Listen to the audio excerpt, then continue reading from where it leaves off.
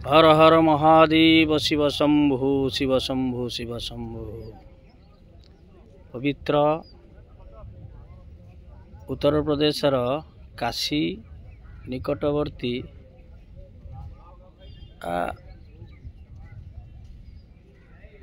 वाराणसी आम पहुँचे। ये होचंती से वाराणसी गंगा माँ गंगा आज बही जाउचंती। ये जो वाराणसी ये वाराणसी तीर्थ रे अनेक भक्तजन एठी आसंती, स्नान करती, पवित्र होती। ये हूँ प्राकृतिक परिवेश, दर्शन करंतु। ये हूँ प्राकृतिक परिवेश। बहु भक्तजन एठी आसुचंती। तो कथा अच्छी, आमे गोटे कथा आलोचना करूँ। महापुरुष माने कहती जे मन वृंदावन ये मन काशी ये मन बद्रीनाथ पुरी वाराणसी। ये मन गोटे चंचल आई माने मन मनर देहर बल ठारू मनर बल बा शक्ति अनेक अधिक। देखु आम मन आम घरे बसीचे, मन आम अच्छे वाराणसी रे। वाराणसी ये मन बद्रीनाथ, मन पलैला बद्रीनाथ पुरी जगन्नाथ काशी। तेणु ये जो मन चंचल, तेणु समस्त पाप को आम धौत करने आसुचे। गंगा रे स्नान करुचे, दर्शन करुचे, तथा समस्त मनरे भावना आम समस्त पाप आज खंडन हो जाउची।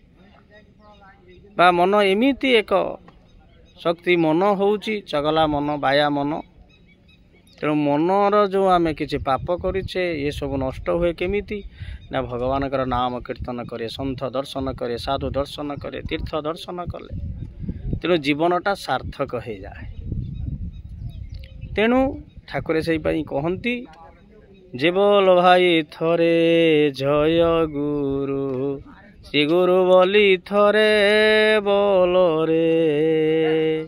भव संसारु हेबाकु पार, श्री गुरु नाम मुखे तू धर।